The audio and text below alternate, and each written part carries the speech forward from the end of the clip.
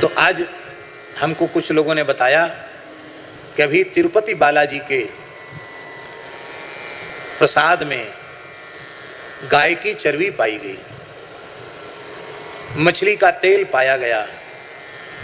कितने हजार लीटर घी लगता है रोज? कितना घी लगता है? हमको तो भूल जाता है संख्या। कहाँ गए भाई? कितना घी लगता है रोज? बहुत बड़ी संख्या में, शायद 500 टीन या कितना घी लगता है एक दिन में। कहाँ गए विठल? कहाँ गया?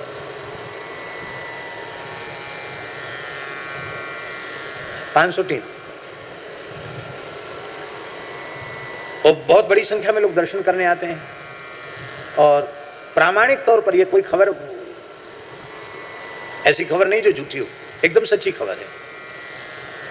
हम लोग कितने भाव से द्वारका श्री तिरुपति बालाजी का प्रसाद लेते हैं।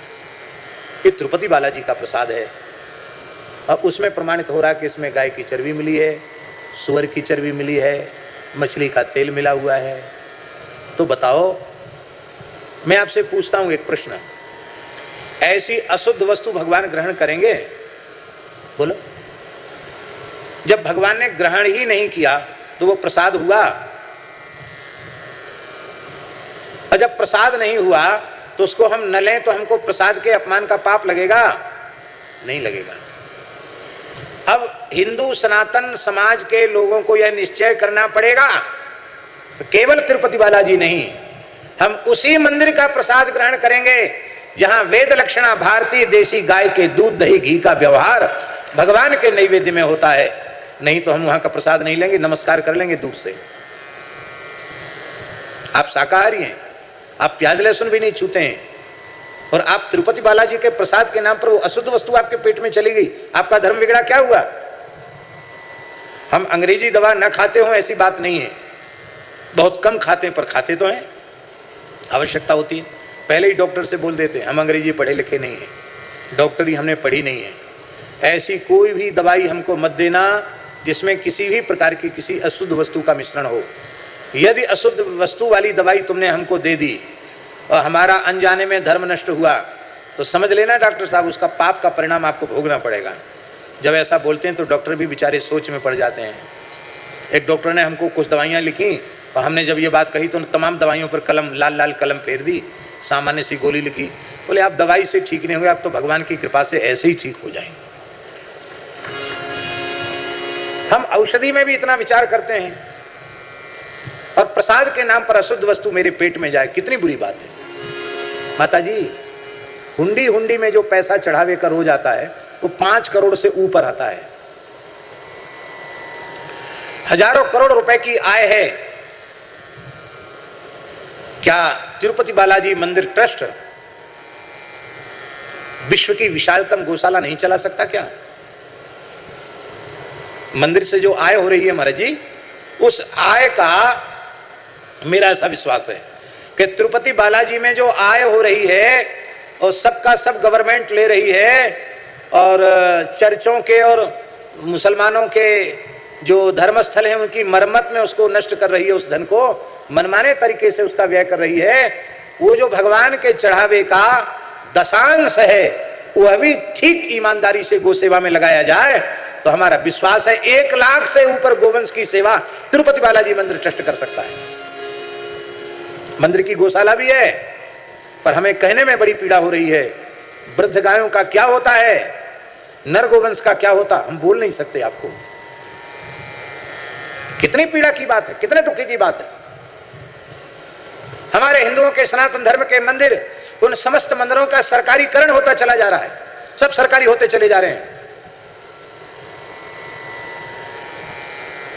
हिंदुओं के अतिरिक्त इतर किसी संप्रदाय के किसी इस प्रकार के आमदनी वाले स्थल पर सरकार उसको सरकारी करके दिखावे, तब पता चले इनमें कितनी ताकत है, इनका कितना साहस है। और ये सरकारीकरण क्यों हो रहा है ये भी सुन लीजिए। इसका कारण है, पहला कारण है हमारा असंगठित होना। दूसरा कारण है मंदिर में जो देवता के चरणों में आ रहा है, ईमानदारी से पवित्रता पूर्वक वह हम भगवान की सेवा में नहीं लगा पा रहे हैं। दूसरा कारण ये है। हमारे वृंदावन में ही अथवा पूरे भारतवर्ष में जितने बड़े बड़े मंदिर हैं उन मंदिरों की आय से ही बड़ी बड़ी गौशालाएं खुल जाएं और मंदिर को कहीं से न दूध खरीदना पड़े, न घी खरीदना पड़े, न दही खरीदना पड़े। मंदिर की गौशालाएं ही मंदिर के भोग की सामग्री को जुटा देंगी। और हमारा ऐसा विश्वास है कि इतने तीर्थयात्री जाते हैं, वो ठाकुर जी की सेवा तो करेंगे ही, गो सेवा भी करेंगे और मंदिरों के ऊपर गो सेवा का अतिरिक्त भार भी नहीं आएगा। लेकिन इच्छा शक्ति का अभाव है। हम मंदिर में जो प्राप्त द्रव्य है उसका ईमानदारी से उपयोग नहीं करते, इसीलिए ये परिस्थितियां आ रही हैं। माता जी, हमारे मन की बात है कि सरकारीकरण हो, उसके पहले ये निश्चय तो हो कि ठीक है सरकारीकरण हो रहा तो होने दो, लेकिन भगवान के राग भोग की संपूर्ण व्यवस्था, चाहे लाखों लोगों को प्रसाद बांटना हो, वो भारतीय देसी गाय के दूध दही घृत से ही होगी, दूसरे से नहीं होगी। ओरछा में राम राजा सरकार मंदिर है, सरकारी है। राजा का जब स्टेट जमाना था तब राम राजा सरकार मंदिर की विशाल गौशाला थी। वो गौशाला आज भी उसके भग्नावशेष दिखाई पड़ते हैं। जंगल में गौशाला है आज भी, पचमढ़ी क्षेत्र है, वहां गौशाला है। और उन गायों के दूध दही घी से ही भगवान राम राजा सरकार की नित्य सेवा होती थी। राजशाही जमाने में 1.25 मन कलाकंद ताजा खोवा का रोज बनता था, जो भगवान को बाल भोग में लगाया जाता था। 1.25 मन कलाकंद। मंदिर सरकारी हुआ, अब गौशाला नहीं है। बाजार के घी का बाजार कलेक्टर मालिक है, बाजार के घी का बाजार की वस्तुओं का मंदिर में प्रयोग होता है। आमदनी कितनी होती है उसका कोई हिसाब, कितनी होती है उसका कोई ठिकाना नहीं है। बहुत बड़ी मात्रा में आमदनी होती है। प्रत्येक मठ मंदिर गौशाला ये निश्चय करें, बड़ी प्रसन्नता की बात है। द्वारिका के तो पुजारियों ने, हमारे सामने पुजारी जी बैठे हैं, चित्रांग जी बैठे हैं, इन लोगों ने तो अपनी सेवा में निश्चय किया है ठाकुर जी की गौशाला है और इनकी जब जब सेवा आती है तब ठाकुर जी द्वारकाधीश पूर्ण गोवर्ती रहते हैं। और भेंट द्वारिका में मंदिर के भीतर ठाकुर जी को जो भोग धराया जाता है वो भी गोवर्ती भोग धराया जाता है। भेंट द्वारिका में भी ये व्यवस्था हो गई है। लेकिन तिरुपति बालाजी में भी महाराज जी ने व्यवस्था कराई है। तिरुपति बालाजी में जो भगवान के गर्भगृह में जो भोग लगता है, सीमित भोग, वो सब देसी गाय के दूध दही घी से ही लगता है।